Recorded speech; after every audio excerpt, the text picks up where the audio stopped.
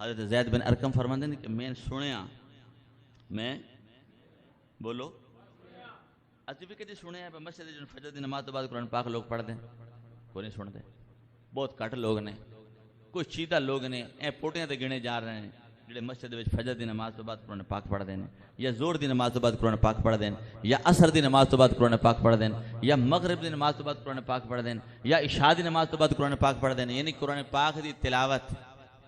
اسی پوسٹاں تے بڑیاں کر دینے ہیں فلانا بابا ہوندیاں اینکاں وی بالکل بیکار جائیں نے بندہ بابا بھی آپ بیکار ہے یہ جی پوسٹاں سے شیئر کرنے ہیں لو جی ویکھو بابا ایڈی عمر دے وچ ہو کے بھی انہی لتاں بالکل قبر تے اگے وچ چلیاں گئیاں نے پہلے بھی بابا قرآن پاک پڑھدا پیا تے میں اس شیئر کرنے والے پوسٹ شیئر کرنے والے جوان کولوں پوچھنا بھائی تو بابے نے تے شیئر پیا کرنا کدی اپنے آپ نوں تے شیئر کر اپنے آپ نوں تے شیئر کر بے تو کنیاں نمازاں پڑھنا ہے تو کتنے دفعہ قرآن پاک پڑھنا ہے آج ساڈے کول سوشل میڈیا واسطے تے ٹائم ہے ساڈے کول قرآن پاک واسطے ٹائم نہیں ہے اسی ساری رات اپنے